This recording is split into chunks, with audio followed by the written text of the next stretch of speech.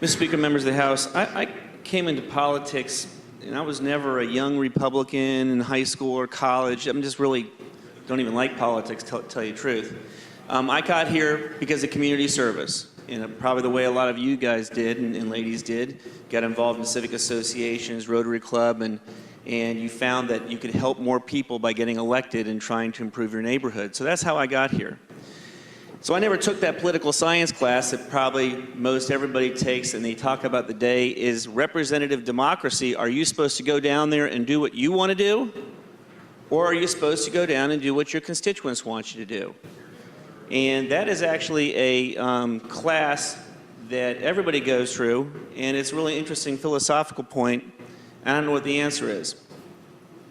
But this bill here has brought me to realization that I had to face this philosophical conundrum head on. Because I agree with everything that Riley Ingram just said. I think the government should not be telling private businesses what to do. But let me tell you, over the last 4 or 5 years, I've gotten 4 or 5 emails from people who say that they want to be able to smoke in restaurants.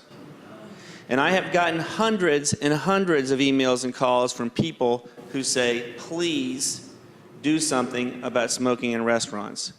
And so it comes to a point that I've got to decide, am I here to do what Dave Albo wants to do, or am I here to do what my constituents want me to do?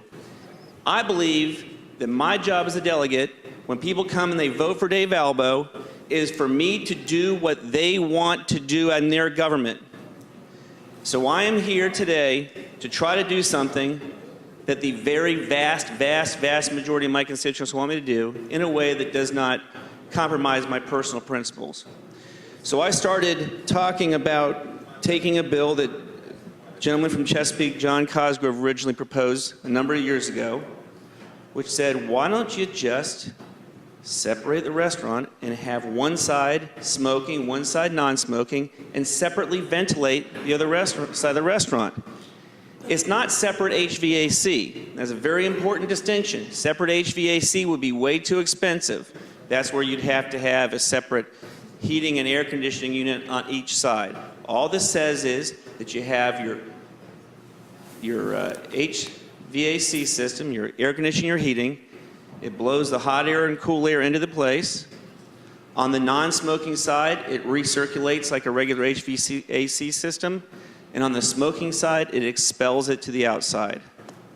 It is a very reasonable compromise. It is a very affordable thing for restaurants that want to have smoking to be able to do. The second thing that I would not compromise on was private clubs. And I will not tell a veteran of a war, I know a guy who fought in the Battle of the Bulge who likes to smoke cigars at the American Legion in Springfield. And I am not going to tell him that he can't smoke a cigar in his own private club. And that's the basis of this compromise. Now, the bill is a little bit different now that the amendment's been on, but all this really does is says that if you have a restaurant open to the public and you want to allow smoking, you have to put a wall up and separately ventilate it, and we're going to let private citizens at their own clubs decide. That's all this bill does. It's a very good compromise. This thing has been going on for a long time. And if you want to solve the problem and move the ball forward and still protect people's rights, you vote for the bill.